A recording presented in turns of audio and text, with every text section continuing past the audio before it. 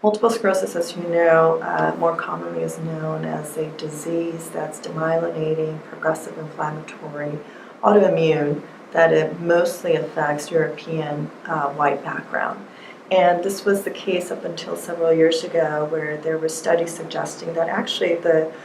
incidence or the number of cases appeared to be increasing among minority populations, particularly the African American. What is interesting is that you see also a greater number of cases being reported throughout Latin America, particularly in Hispanic, obviously of Hispanic background. But one of the things that we didn't know, and this was several years ago where we published in Neurology Now, a clinical practice, we published that less than 1% of all papers, research papers dedicated to multiple sclerosis was dedicated to minorities.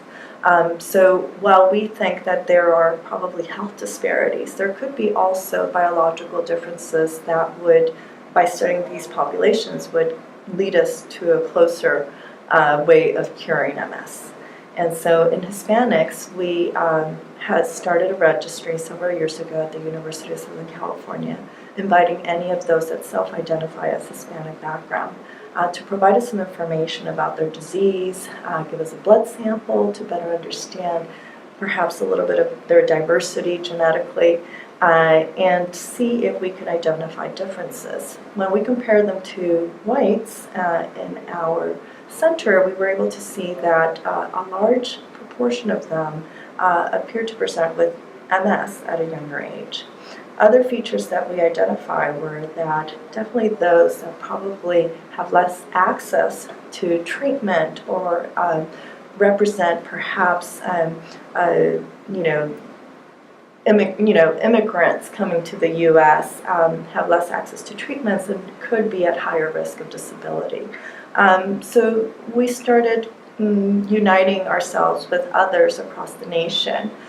where we formed the Alliance for Research in Hispanic MS. And right now represents a very large study that is funded by NIH to allow us to bring forth every Hispanic with MS and participate, and for us to better understand, again, some of those environmental and genetic predispositions that may be, again, contributing to MS. But at the same time now, we're also,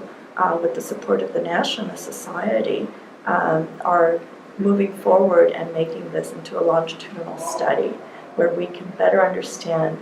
again, now focusing in those that have been recently diagnosed, to better understand social cultural factors that in our interpretation are modifiable and could prevent disease severity and perhaps progression.